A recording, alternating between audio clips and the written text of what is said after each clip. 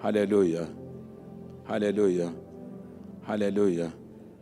So, in our prayers, let us continue to remember Kenya.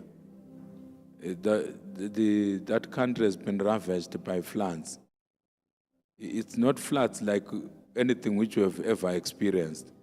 It's floods where people were being swept away, even in Nairobi. You can just imagine water which sweeps away people when they are sleeping in their houses. It will be extreme. Hallelujah. Whole bridges were washed away. Where our church meets, I think they could not meet last week. So today we are to do an online service, like I said. We are to conduct the service online because the roads are flattened. It's not easy to reach the hotel where our church meets. You can just imagine, it's within the city of Nairobi, next to Wilson Airport. So the situation is terrible. Many people have lost their lives. Homes, especially in rural areas, have been buried under the mud. There's this scary video that I watched on YouTube. They had to remove a tree, a whole tree, which had fell on a house. And they retrieved a body under the mud. There was a tree on top. You can just imagine. The situation was terrible. There is another video clip that I watched where there were houses, it was now boulders, rocks from a hill, from a nearby hill. So there were mud slides. So rocks were rolling down a hill, coming to demolish houses. So the situation is terrible. I know you and I, we might not be having money to contribute meaningfully to relief efforts, but we can pray to God for God to arrest the rain completely so that people begin to mend their lives.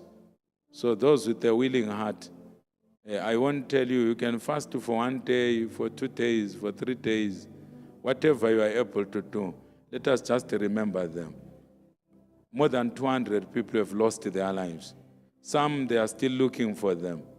In some instances, children, parents cannot see their children because they were swept away when they were sleeping at night. Hallelujah. The parent gets rescued from somewhere, being swept away by the waters. And after the parent has been rescued, he or she can't find the children. So the situation is terrible. I saw people crying on video. It's a very terrible situation. I've never witnessed such floods. But we had such a situation in Manikal, and you remember, when there was Cyclone Idai. Hallelujah. So it's a natural disaster. We can't blame anyone for such a thing. But we need to pray and plead with God so that that thing the anger of nature, it can abate. Those who are able to fast for 1 day, you can do so, maybe tomorrow. Those who are able to fast for 2 days, maybe for 2 days. Those who are able to fast for 3 days.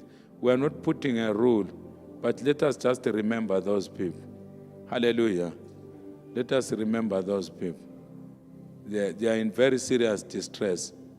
There are some people who are not able to go to work because their flats are surrounded by water. So they don't even know how deep the water is. Hallelujah. And when water is like that, snakes will be moving also in the water. And they'll be biting people in the water. So it's a very terrible situation. So let us remember them in our prayers.